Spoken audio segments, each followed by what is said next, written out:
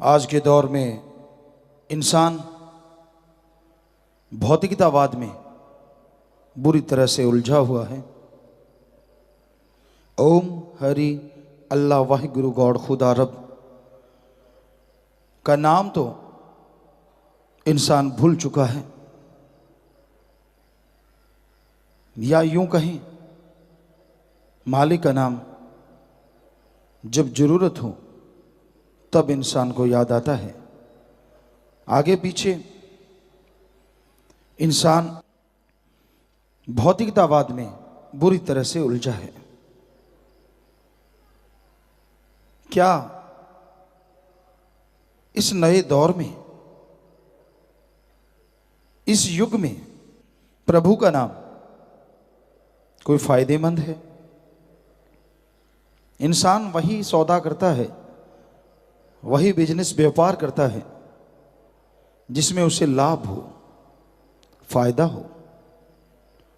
कोई भी ये सोच के पैसा नहीं लगाता कि मैं पैसा लगाऊं और वो डूब जाए, बल्कि दुगने चौगने के चक्कर में लोग रहते हैं। तो क्या राम नाम का भी कोई फायदा है? इंसान कहता है मेरे पास पैसा है, ऐशो इशरत है, साजो सामान है, मैं भगवान का नाम क्यों लूं? क्या जरूरत है मुझे? क्या मिलेगा मुझे? तो भगवान का नाम जितना लाभदायक है, इतना दुनिया में कोई दूसरी चीज हो नहीं सकती। चाहे आप अमीर हैं, चाहे आप गरीब हैं, ईश्वर का नाम हर किसी के लिए जरूरी है। कैसे? मान लीजिए आपको आने वाले टाइम में, फ्यूचर में बहुत भयानक बीमारी लगने वाली है, बहुत दर्द सहन करना पड़ेगा आपको। उस बीमारी की वजह से आप सालों साल चारपाई पे रहेंगे, लाखों करोड़ों रुपए आपके खर्च हो जाएंगे, और फिर शरीर जल्दी से तंदुरुस्त होता नहीं, उस पर समय लगता है।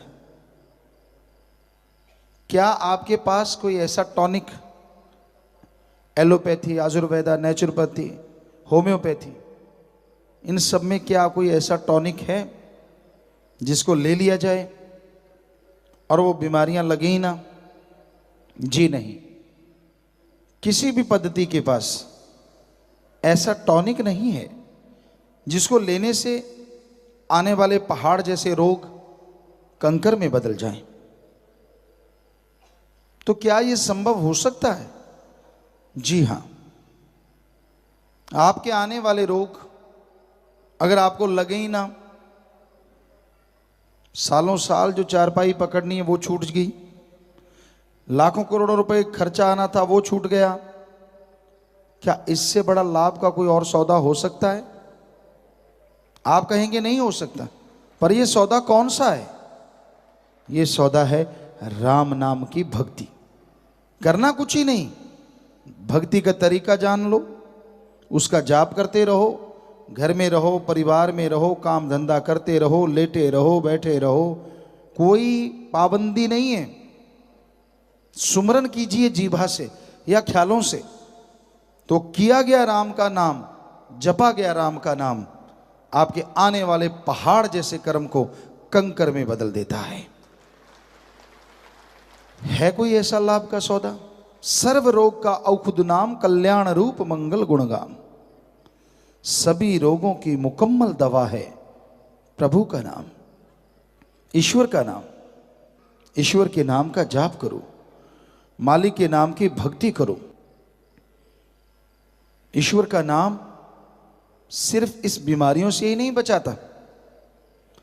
आपको कोई गम है, कोई चिंता, टेंशन है,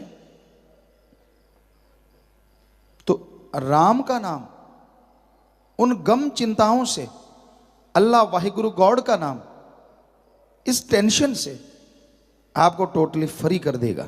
कैसे? आदमी को टेंशन, चिंता होती है जब कोई परेशानी आ जाए, कोई प्रॉब्लम हो और उस परेशानी का हल दिमाग से ना मिले, वो सोचता रहे, अंदर ही अंदर ध्यान करता रहे, दिमाग पे पूरा जोर दे, लेकिन उस समस्या का कोई हल ना मिले, तो क्या होता है, आदमी के अंदर वो प्रॉब्लम, वो समस्या घूमने लगती है। जितने बार वो टेंशन, वो समस्या घूमती, उतनी ही टेंशन बढ़ती जाती है। तो फिर कैसे? क्योंकि किसी को बता नहीं सकते आप, खुद आपका दिमाग जवाब दे जाता है, और जितनी बार वो समस्या, वो टेंशन वाली बात घूमती रहेगी, आपकी टेंशन और बढ़ती जाएगी। ये मनोविज्ञान कहती है। फिर राम नाम कैसे दूर कर देता है टेंशन? आप को अगर ऐसी समस्या है, ऐसी प्रॉब्लम है, आप घंटा सुबह घंटा शाम मालिक की याद में बैठिए, प्रभु की याद में बैठिए। उससे क्या होगा, वो आपके दिमाग की सोचने समझने की ताकत को 1.5 गुना, डबल या 3 गुना भी कर सकता है। पहले जो समस्या का हल आपके दिमाग में नहीं आ रहा था, जैसे ही आपके दिमाग की शक्ति 1.5 दुगनी हो गई, तो नेचुरली उस प्रॉब्लम का सॉल्यूशन आपको आपके अंदर से मिल जाएगा और आप टोटली टेंशन फ्री हो जाएंगे। ऐसे काम करता है अल्लाह वाहिगुरु राम का नाम, टोटली टेंशन फ्री कर देता है। और जरा सोचिए, जिस आदमी को कोई टेंशन नहीं, कोई प्रॉब्लम ही नहीं है, उससे सुखी इंसान क्या दुनिया में दूसरा हो सकता है? जी नहीं। क्योंकि लोगों को बहुत परेशानियां हैं, डायरेक्ट इनडायरेक्ट, बताते नहीं हैं। कोई किसी किस्म की परेशानी से जूझ रहा है, कोई किस किस्म की, कोई शारीरिक, कोई पारिवारिक। तो इन परेशानियों से मुक्ति का बड़ा आसान तरीका है ओम हरि अल्लाह राम का नाम, मेथड ऑफ मेडिटेशन। उस गुरु मंत्र को, उस कलमा को जैसे जैसे आप जाप करेंगे, अदा करेंगे, वैसे वैसे आपके सोचने की शक्ति बढ़ती जाएगी। नासा साइंस केंद्र अमेरिका में ये बात कही गई कि अगर आप मेथड ऑफ मेडिटेशन करें, यानी ध्यान में बैठें, तो आपकी विल पावर बढ़ेगी। किसी ने पूछा कैसा ध्यान? कहते एक वर्ड ले लो, जैसे ओम हरि अल्लाह गॉड, और उसका कंटिन्यू अभ्यास करो, लगातार जाप करो, तो आपका विल पावर बढ़ेगा, आत्मविश्वास बढ़ेगा। और ये साइंस मानती है आत्मविश्वास सफलता की कुंजी है। जिसके अंदर आत्मविश्वास होता है, सफलता उसके कदम चूमती ही चूमती है। और हमारे वेदा काल में, सभी धर्मों में ये लिखा हुआ है कि अगर जल्दी आप गम, दुख, दर्द, चिंता, बीमारियों से मुक्ति चाहते हो और प्रभु अल्लाह वाहिगुरु गॉड खुदा की दया में रहमत को जल्दी हासिल करना चाहते हो, तो सुबह सवेरे 2 से 5 में जागो। 2 बजे जागे या 3 बजे या 4 बजे, और फिर 1 घंटा मालिक को याद करो। इस समय को हमारे हिंदू धर्म में ब्रह्म मुहूर्ता, सिख धर्म में अमृत वेला, इस्लाम सूफी संतों ने बांगे वक्त या फर्ज, और इंग्लिश फकीर the gods prayer time, the gods prayer Indian time, early morning between 2 to 5, 2 से 5, इसमें मालिक को याद करो। और नासा साइंस केंद्र भी कहता है, जो हमें बताया गया कि सुबह 2 से 5 का जो टाइम है इसमें जागो, ऑक्सीजन ज़्यादा और शुद्ध होती है। मेडिटेशन करोगे तो जल्दी विल पावर बढ़ेगा। तो जो धर्मों में हजारों साल पहले कहा था, आज साइंस भी मान रही है, विज्ञान भी मान रही है। तो ऐसा करने से आपका आत्मबल जल्दी बढ़ेगा और आप मालिक की कृपा दृष्टि के काबिल, दया में रहमत के काबिल बनते चले जाएंगे। अब जरा सोचिए कितना फायदेमंद है मालिक के नाम का सौदा। कुछ नहीं देना आपने, ना घर छोड़ना है, ना परिवार छोड़ना है, ना नौकरी छोड़नी है, ना घर छोड़ना, ना बाल बच्चे, ना धर्म छोड़ना, ना पहनावा बदलना। मालिक को इन चीज़ों से कुछ लेना देना नहीं और ना ही कुछ देना, क्योंकि ओम हरि अल्लाह वाहिगुरु राम मंगता नहीं। दिमाग में याद रखो, वो दाता था, दाता है और दाता ही रहेगा। वो देता ही देता है, लेता नहीं है। ये तो आम लोग होते हैं जो चढ़ाते हैं और लोग ही होते हैं जो उठा के खा जाते हैं। मालिक के पास एक नया पैसा नहीं जाता। तो यही हकीकत है, यही वास्तविकता है कि उस सुप्रीम पावर, उस मालिक को अगर आप हासिल करना चाहते हैं, कृपा दृष्टि पाना चाहते हैं, तो मूल मंत्र जरूरी है। जैसे दूध में घी होता है, उसको निकालने के लिए एक मेथड है, पुरातन मेथड। सारा दिन दूध गर्म करते हैं, शाम को जाग लगा देते हैं, दूध जम जाता है, उसको बिलोते हैं, मक्खन आता है, उसे गर्म करते हैं, छाछ अलग और घी अलग हो जाता है। धरती में से पानी निकालते हैं, बोरिंग कीजिए, पाइप डालिए और यहां पानी है जरूर आएगा। सरसों तिलों के दानों में तेल है, कोहलू होते हैं, उनमें उनको पिसवा दीजिए, पिड़वा दीजिए, तो उसमें से तेल अलग हो जाता है और उसका फालतू का सामान अलग चला जाता है। इसी तरह एक मेथड है जिसके द्वारा आप उस सुप्रीम पावर ओम हरि अल्लाह गॉड खुदा रब को देख सकते हैं, उसकी शक्ति को हासिल कर सकते हैं।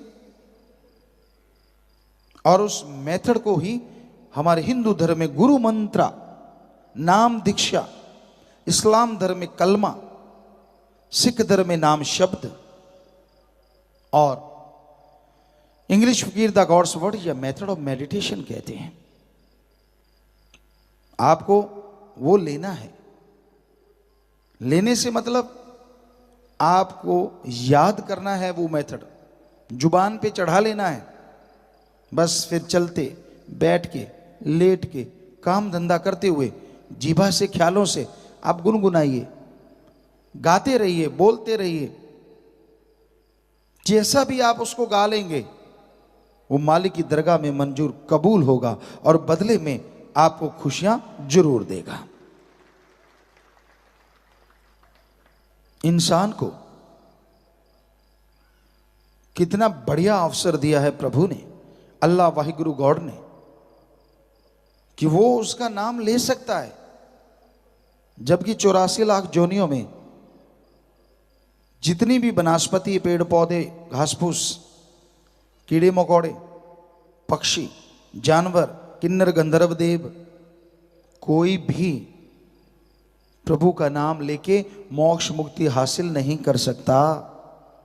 कितना बढ़िया मौका है कि इंसान मालिक का नाम लेके जीते जी मुक्ति और मरणोपरांत मोक्ष हासिल कर सकता है। यही है सच्चा मोक्ष।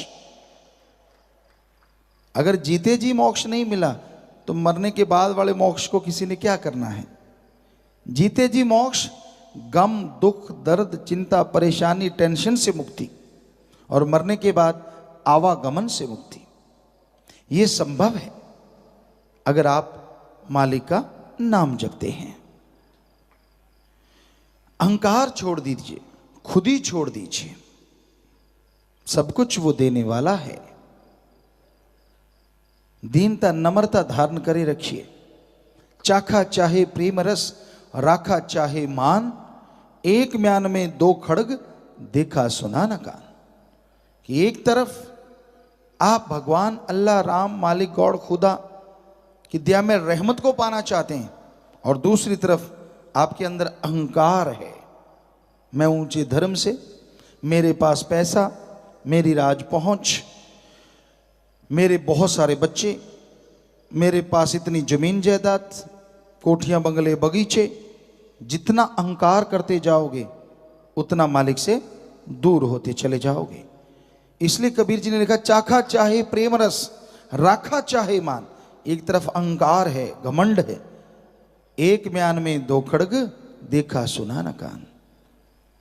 अगर आप अहंकार करते हैं, खुद ही करते हैं, तो वही आपके अंदर रहेगी, खुदा नहीं, राम नहीं।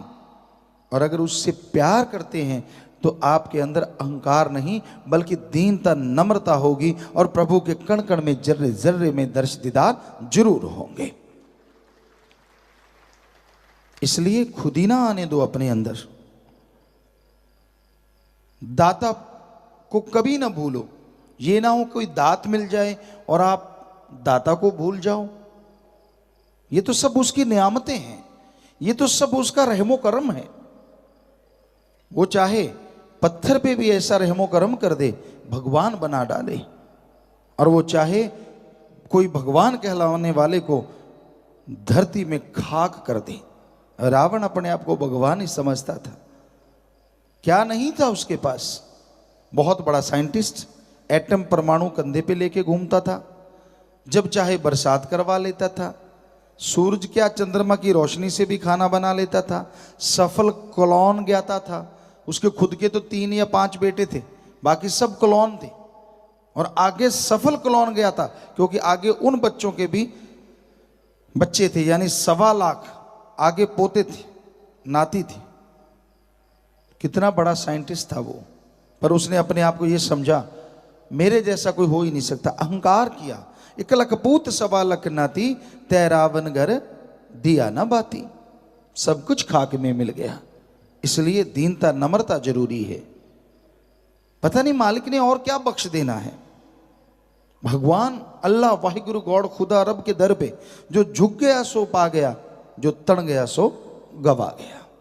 जितनी दीनता नम्रता कोई धारण कर लेता है, उतनी जल्दी उसकी झोलियां मालिक के रहमो करम से भरती चली जाती हैं, और वो अंदर बाहर से माला माल होता चला जाता है।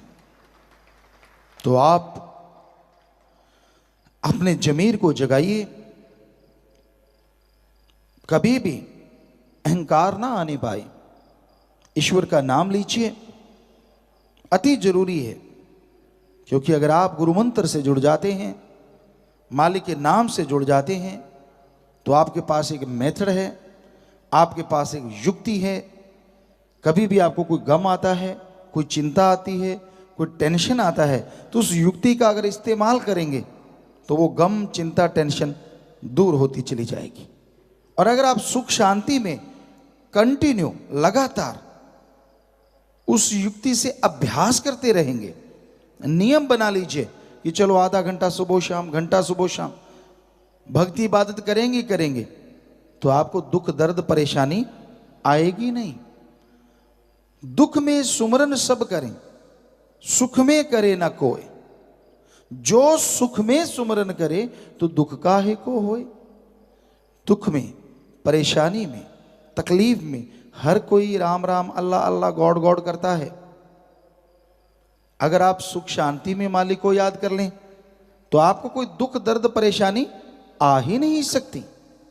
उदाहरण के तौर पे, पढ़ने वाले बच्चे जब पेपर नजदीक होते हैं, वाह क्या भगवान के भक्त बन जाते हैं।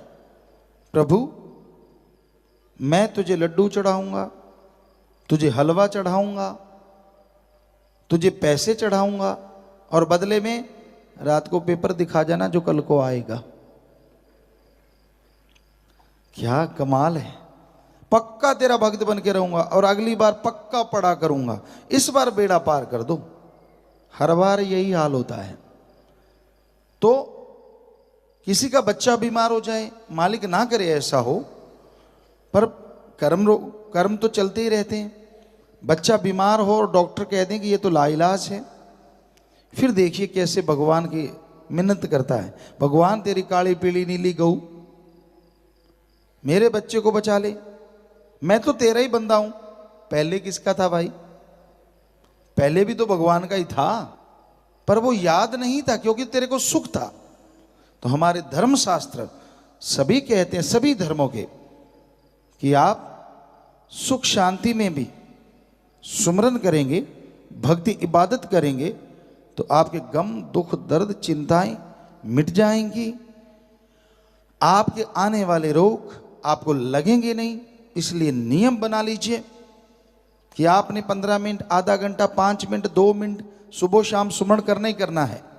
अगर आप नियम बना लेंगे तो मालिक का नाम ले पाएंगे, नियम नहीं बनाएंगे तो राम का नाम नहीं लिया जा सकता, और बातों में ही ध्यान उलझा रहता है।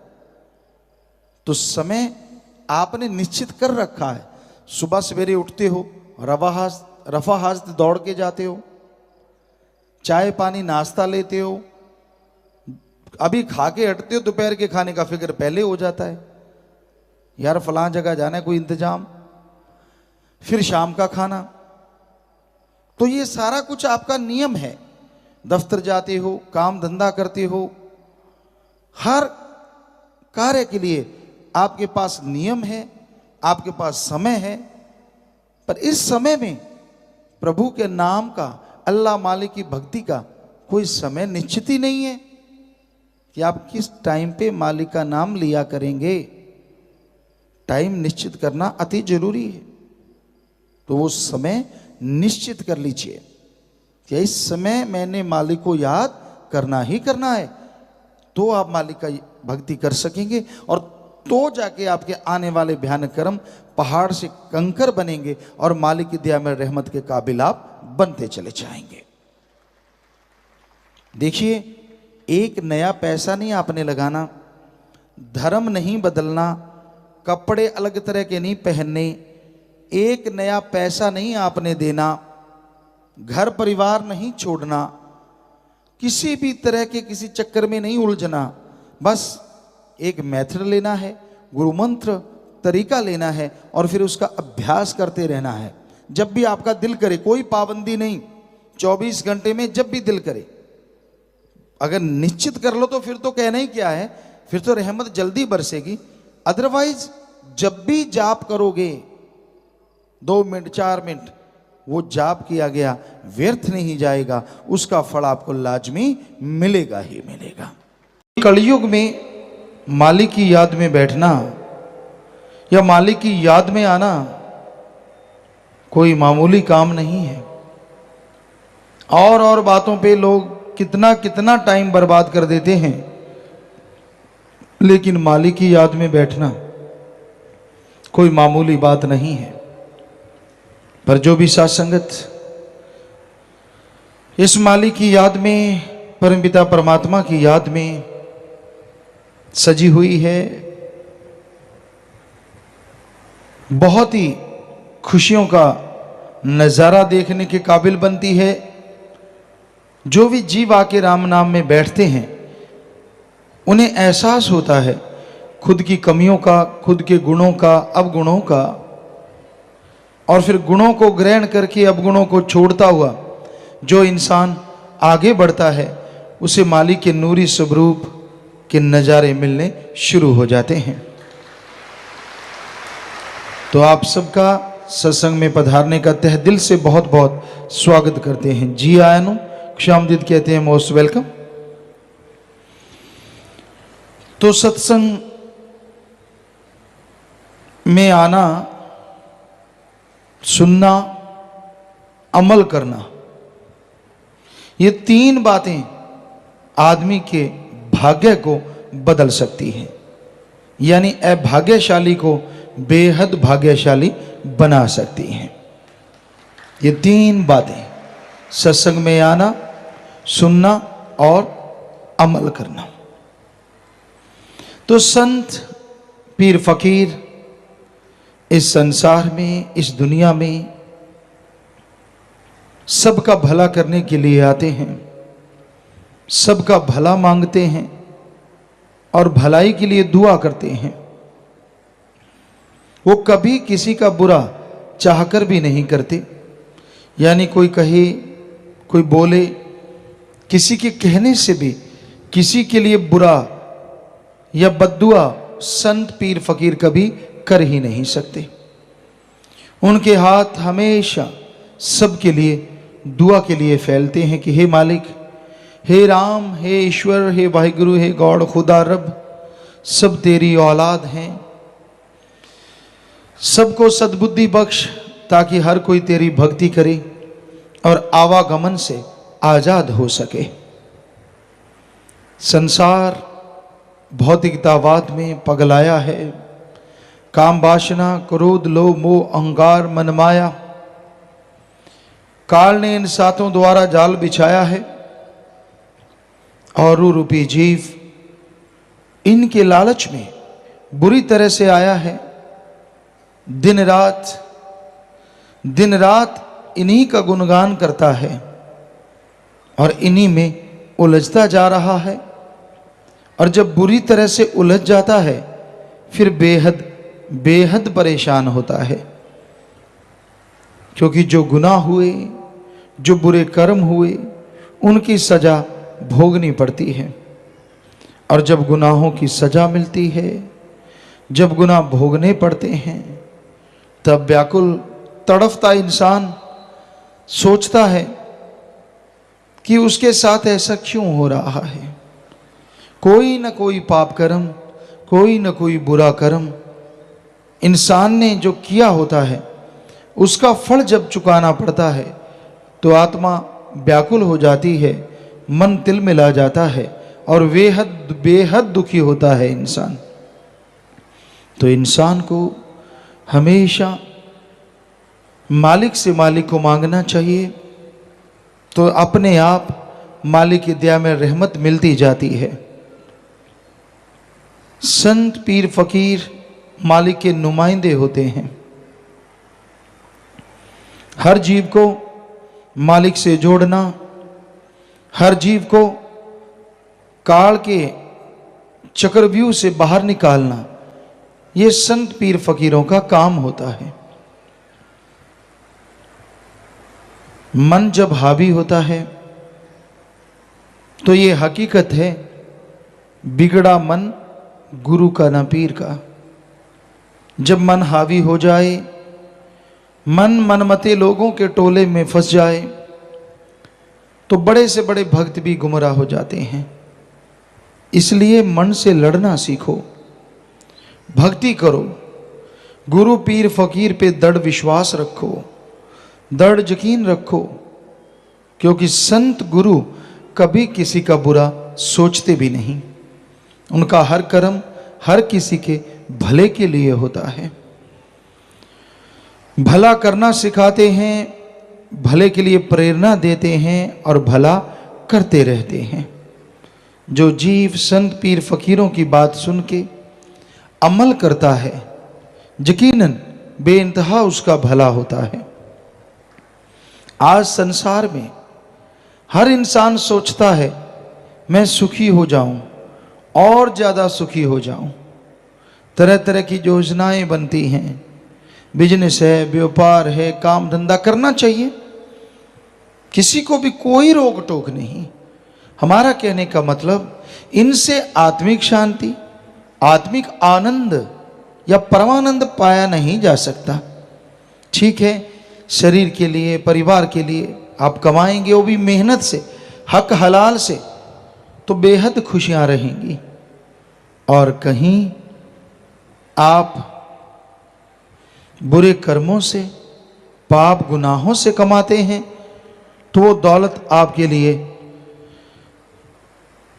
एक तरह का चक्रव्यूह बन जाएगी, जिसे आप छोड़ तो नहीं पाएंगे, पर दुखी दुखी दुखी होते रहेंगे।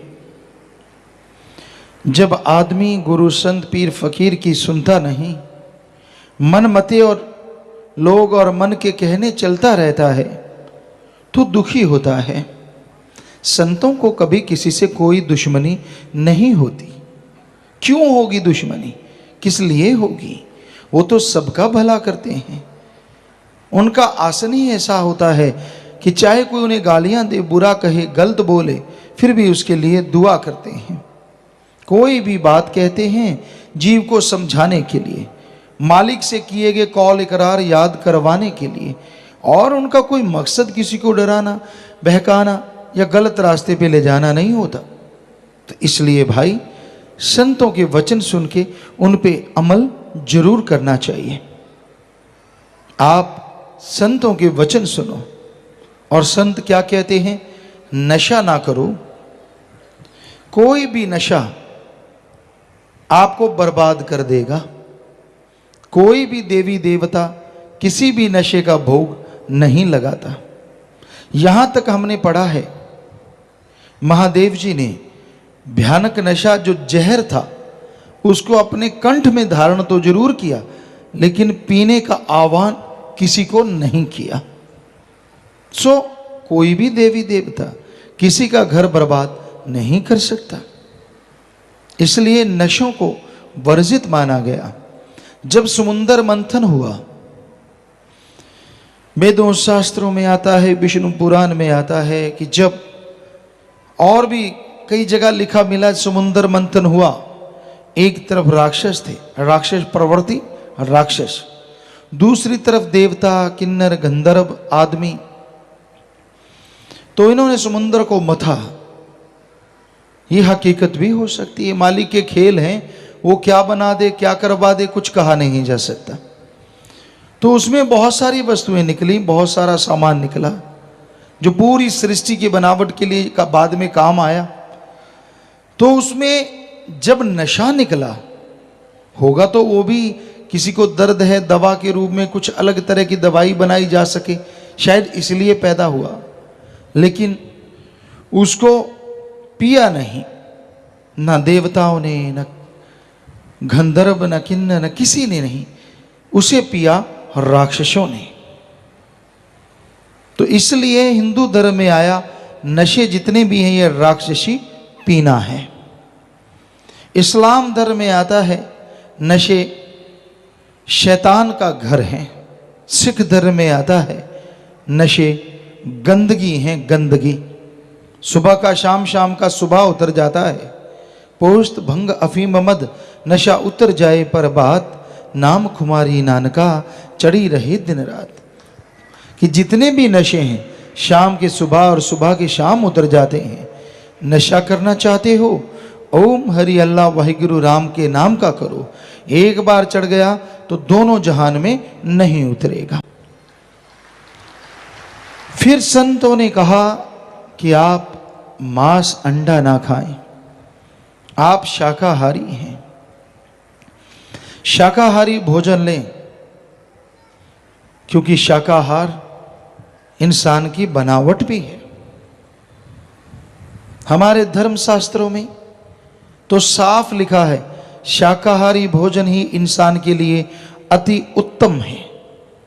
यहां तक विज्ञान की बात करें तो अपने बहुत सारी बातें शाकाहारी जीवों से मिलती हैं। मतलब ज्यादातर क्या, बहुत ज्यादा। हाथ के नाखून हैं, हाथ है, दांत हैं, जबड़ा है, क्योंकि मांसाहारियों के दोनों जबड़े लगभग हिलते हैं और शाकाहारी का एक जबड़ा हिलता है। तो दांत हैं, जबड़ा है, आंतड़ियां हैं। मांसाहारी की जो आंत होती है वो मालिक ने बनाई छोटी होती है। डाइजेस्ट सिस्टम इस तरह का होता है कि जल्दी हजम हो और जल्दी चला जाए, लेकिन आदमी की आंत तो बहुत लंबी है और इसमें भोजन अगर वैसे ही तड़के खाया जाए तो उसको पचने में ही 12 से 18 घंटे लगते हैं पूरी तरह से। और अगर मांस को तड़के और उस तरह से कोई खाता है, जो साइंटिस्ट कहते हैं कि टोटली डाइजेस्ट होने के लिए उसे 30 से 48 घंटे लग सकते हैं। तो हमारा शरीर, आंतड़ियां, पाचन क्रिया सब शाकाहारी जीवों जैसी, यानी पूरी शारीरिक बनावट। पहले आपने पढ़ा होगा, हमने भी पढ़ा कि आदि मानव इंसान के जो पूर्वज थे वो मांसाहारी थे। हम कभी नहीं मानते थे इस बात को। बहुत बार बच्चों में बहस होती, क्योंकि सतगुरु ने, दाता ने 4-5 साल के थे हम तभी नवाज दिया था, अपने नाम से, अपने प्यार से, अपनी मोहब्बत से रंगा था। तो हम अड़ जाते कि ये संभव नहीं है। कई विज्ञान की किताबें लेके आते, कई लोग कहते नहीं देखो ये सही है, आदमी के जो पूर्वज थे वो मांसाहारी थे। हमने कहा नहीं, ये सही नहीं है, विज्ञान गलत। और यकीन मानिए सतगुरु इतना कॉन्फिडेंस देते, इतना कॉन्फिडेंस देते कि वो ही होता, और वाकई वो ही हुआ।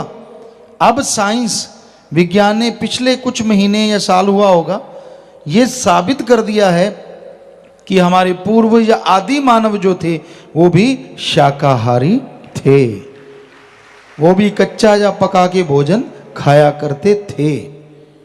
तो हमने बहुत पहले ये बात कही थी कि ये हो नहीं सकता, ये गलत है, ये विज्ञान की थ्योरी गलत है। कि आदमी की शरीर की बनावट ही ऐसी नहीं, चाहे नाखून कैसे भी हैं, कैसे मुड़ जाते थे, लेकिन किसी पशु की चमड़ी को फाड़ना कोई आसान काम नहीं। या हाथों से शिकार करना होता तो आदमी पत्थर के हथियार, लकड़ी के हथियार क्यों बनाता? असल में वो पशुओं को मारने के लिए नहीं, आत्मरक्षा के लिए वो हथियार बने थे, जिसे विज्ञान ने कहा शिकार के लिए बने। जी नहीं, हम इसे भी गलत साबित करते हैं। वो शिकार के लिए हथियार नहीं बने थे, जो पत्थर के बने या लकड़ी के पहले बने, बाद में लोहे के बने, वो आत्मरक्षा के लिए। क्योंकि मांसाहारी शेर, चीता वो आदमी को भी खाना चाहते थे, उनका तो भोजन है।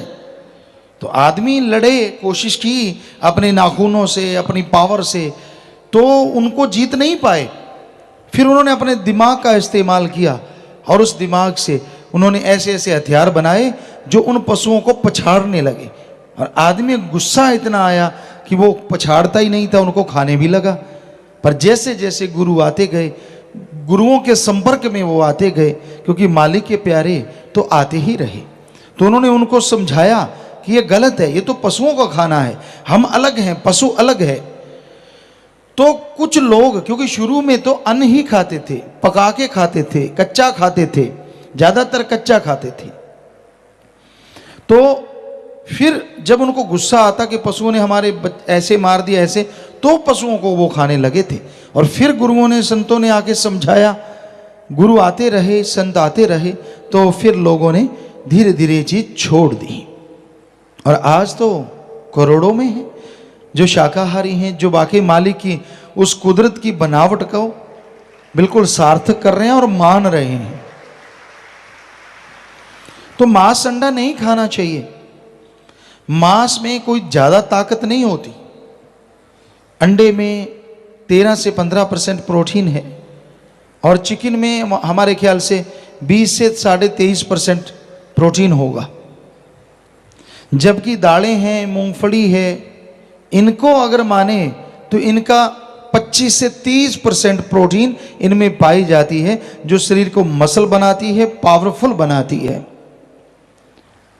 तो शाकाहारी चीजों में ताकत ज्यादा है। और सोयाबीन को तो कहना ही क्या है। सोयाबीन में 43 से 45% प्रोटीन पाई जाती है, अंडे से सीधी 3 गुना, चिकन वगैरह से सीधी डबल। और भी नए नए तरीकों से सोयाबीन का दूध है, पनीर है, यहाँ भी रिसर्च की जा रही है। आश्रम में भी ये बनने लगा है, थोड़े स्केल पे। जब बड़ा बनेगा तो ये सेवादार बताएंगे। तो उसे वाकई अपने आप में वो एक अलग चीज़ है, बहुत ही फायदेमंद है। बड़े बड़े डॉक्टर इस बात को स्वीकार करने लगे हैं। तो आदमी बना ही शाकाहारी है, शाकाहार के लिए। और धर्म भी कहते हैं, मांस मछुरिया खात है, सुरापान के हेत, ते नर जड़ से जाएंगे जो मूली का खेत।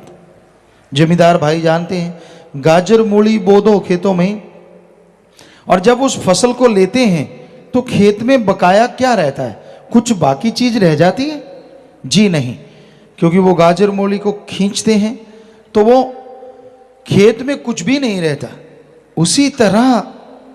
उसी तरह जो मांसाहार का आहार करते हैं वो मालिक की निगाह से दूर हो जाते हैं और जन्मों जन्म के चक्कर में फेर में अटक जाते हैं, निशान उनका खत्म हो जाता है। इसलिए मांसाहार नहीं करना चाहिए। आज दुनिया के बहुत से लोग, बहुत जगहों पे ऐसा होने लगा है, आदमी आदमी का मांस खाने लगा है। बच्चों को, छोटे से बच्चे होते हैं, मां के गर्भ से निकाला जाता है, उनका कहीं सूप बनाते हैं, कहीं अचार बनाते हैं, कहीं डिब्बा बंद मांस बनाया जाता है। उसमें आदमी के बच्चे को साफ करता है काट के, फिर उसको तलता है, भूनता है। डिब्बा बंद मांस औरतें भी खरीदती हैं, आप देख सकते हैं। इनका अचार तक डाला जाता है छोटे से बच्चे का। मां के गर्भ से 5 महीने का होता है तब उसको निकाला जाता है। जी आप देख सकते हैं कैसे ये मांस खाया जा रहा है। तो बेहद दर्दनाक है ये मंजर। अगली तस्वीर में आप देखेंगे कि कैसे उन बच्चों का सूप बनाया जाता है। उन बच्चों को साबुत ही उबालते हैं, जैसे टमाटर का बाकी और वेजिटेबल सूप बनता है, इसी तरह उनको उबाला जाता है और उनका सूप, खोपड़ी का, शरीर का निचोड़ के सारा सूप बना देते हैं, स्किन वगैरह उतार के, जो भी फालतू की चीज़ें, हड्डियां निकाल के। आप देख सकते हैं एक प्याली में नन्ही सी खोपड़ी भी है इस फोटो में। क्या हाल है! क्या राक्षस तौबा नहीं करते होंगे कि ये तो हमारे भी बाप है? ऐसा तो हमने कभी सोचा भी नहीं। कहते हैं इसमें ताकत बड़ी होती है, जो कि बकवास है, सब झूठ है, ये सही नहीं है। आप देख सकते हैं किस तरह से इंसानियत का नाश हो रहा है। अपने देश में देखते हैं जब 2 लड़कियां हैं या एक लड़की तीसरी आने वाली हो तो उसका अबॉर्शन, सफाई करवा देते हैं, और वो सफाई उस बच्ची को या तो गर्भ में ही इंजेक्शन लगाते हैं या फिर उसके टुकड़े टुकड़े कर दिए जाते हैं। यहाँ ऐसे सत्संगी बैठे हैं जिन्होंने अपनी बेटी को बेटे से बढ़ के प्यार दिया और बेइंतहा खुशियां वो ले रहे हैं। हमें बड़ा गर्व है ऐसे लोगों पे, ऐसे माँ बाप पे, कि जिन्होंने अपने सतगुरु की बात को निभाया। कोई और बच्चा नहीं लिया कि ठीक है बेटी हो गई, ठीक है, ये बेटी को ही सब कुछ माना। तो भाई आइंदा आप कोई भी ना तो भ्रूण हत्या करेंगे ना करने देंगे, ये आपसे प्रार्थना है। तो आप हाथ खड़ा करके कसम खाएं कि हम किसी भी किस्म की कोई भ्रूण हत्या नहीं करेंगे ना करने देंगे। तो मालिक आपको बेइंतहा खुशियां बख्शे, घर में खुशियां आए और मालिक से ओढ़ निभे। सबको बहुत बहुत आशीर्वाद। हाथ नीचे कर लीजिए।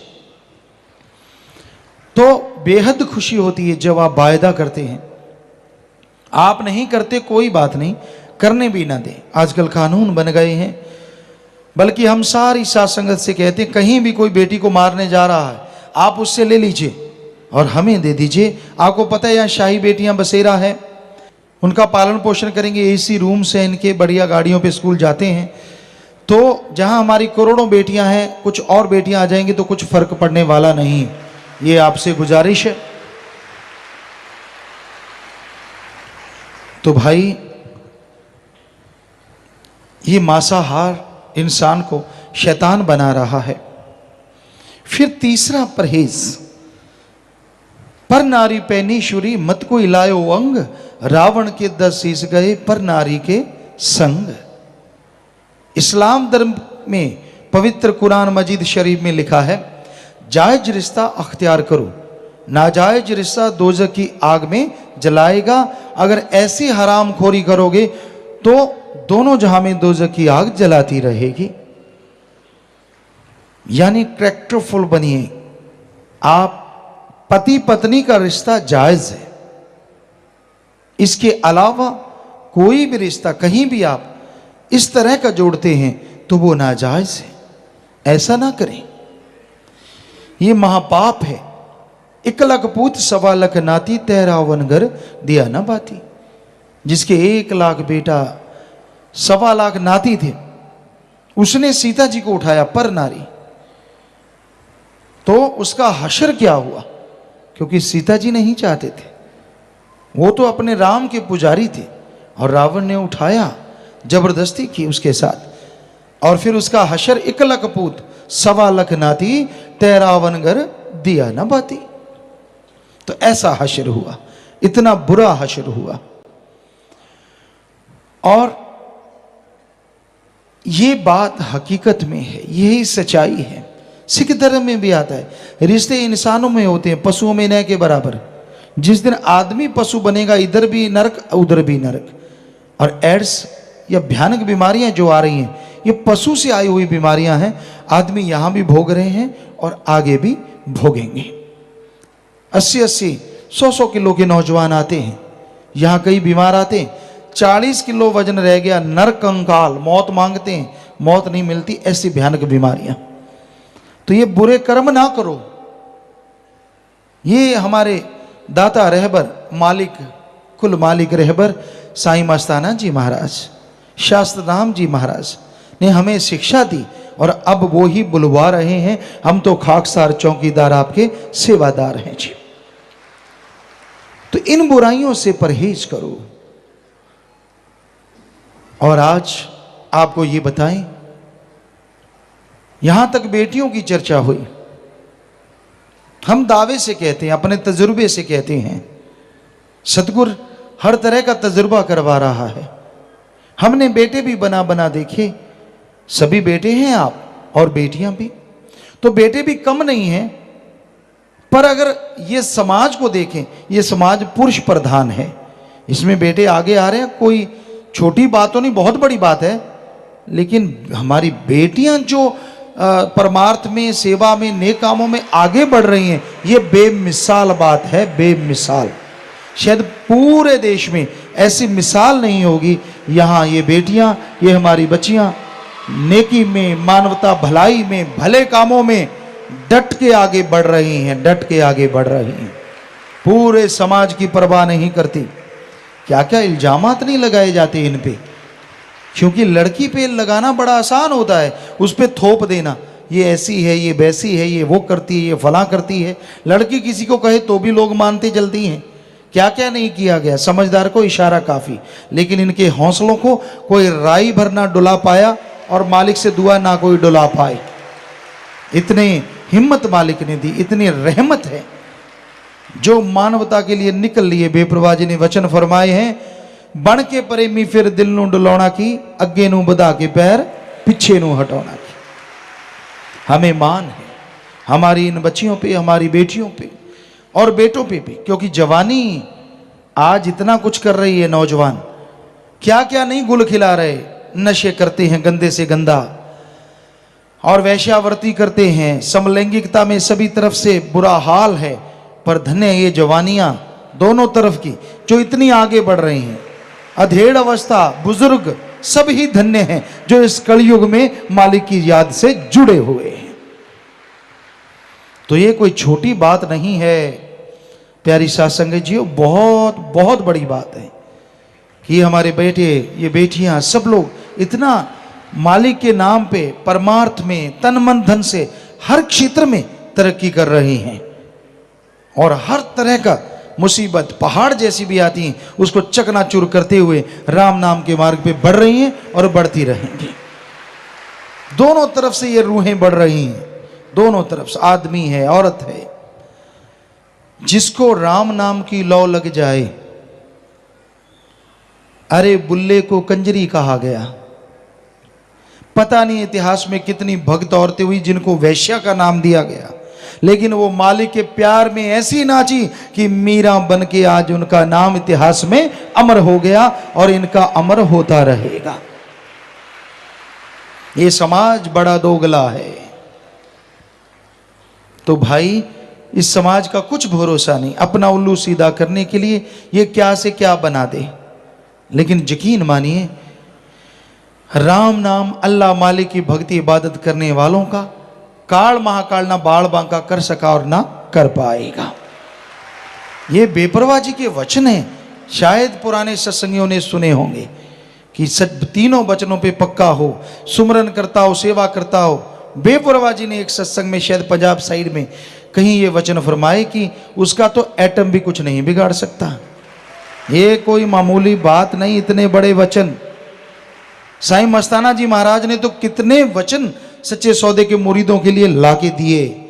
ऐसी गिफ्ट, ऐसा तोहफा जो मुरीद कल्पना भी नहीं कर सकता, इतना कुछ बख्श के लाए कि जी गरीबी ना रहे, अमीर हो जाएं। और यहां कितने सत्संगी बताते हैं, मेरे पास साइकिल था, मेरे पास कुछ भी नहीं था, ढंग का घर नहीं था, कोई सोच ही नहीं थी, और मालिक ने हवा में उड़ार करवा दी, कारों पे बिठा दिया, पता नहीं क्या से क्या बख्श दिया, और वो बख्शते रहेंगे। तो भाई हकीकत हम कोई अपनी बड़ाई नहीं कर रहे, अपने मालिक दाता रहबर की, जिन्होंने सच्चा सौदा बनाया। और धन्य वो मुरीद आप सब, धन्य माँ बाप जो लगातार दृढ़ता से इस पे चले आ रहे हैं, और कई गुना बढ़ के चलेंगे, और मालिक का तो सैकड़ों करोड़ों गुना हो सकता है आने वाले टाइम में, ये रहमो करम बढ़ता जाए, कुछ पता नहीं। तो अंदर बाहर से झोलियां भरती रहेंगी। जो राम नाम के पुजारी हैं, बस बचनों पे रहिए। तो हमारा कहने का मतलब, क्या लड़के क्या लड़कियां, आप रोजाना देखते हैं, कुछ दिनों से तो खास करके तन मन धन से ये परमार्थ में एक दूसरे को पिछाड़ने में लगे हुए हैं। वो पल पल की भक्ति मालिक मंजूर कर लेता है। जब ये स्कीम लड़ाते हैं, कैसे करें, क्या करेंगे, क्या नहीं करेंगे, तो कबीर जी ने कहा था हर श्वास सुमरण ऐसे करवाता है मालिक, जब करवाने पे आ जाए। सारे सोचते थे, कई बच्चे ये हमसे पूछा करते थे, पिताजी ये कैसे संभव हो सकता है, पल पल का सुमरण तो हो ही नहीं सकता। तो ऐसे करवा लेता, वो करवाने वाला डाडा है। इनकी स्कीम चलती है, ये करेंगे आपा बैठ के, वो करेंगे, इस तरह से करेंगे, फिर उधर वाले ये ना कर जाएं, और इधर वाले सोचते हैं उधर वाले ना कर जाएं। सबका कुछ ना कुछ चोंच में चलता ही रहता है। और ये चले तो ये जगह, जो बेपरवाह ने बोला सचखंड का नमूना, वाकई आपको सचखंड के नज़ारे भी मिलने शुरू हो जाएं। तो ये आपकी भावना है। तो घोर कलयुग में आप जो परमार्थ में, नेकी में, भलाई में आगे बढ़ रहे हैं, ये बेमिसाल है।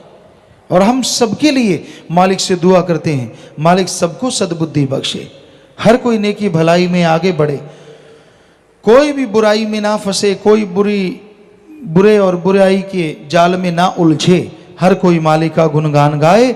चाहे कितना भी कोई दूर बैठा हो, मालिक वहां भी झोलियां माला माल कर देता है।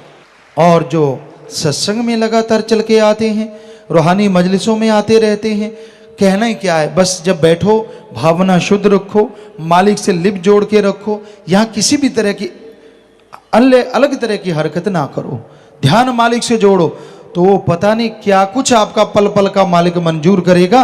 ये मालिक कहने सुनने से परे रहमत कर रहा है।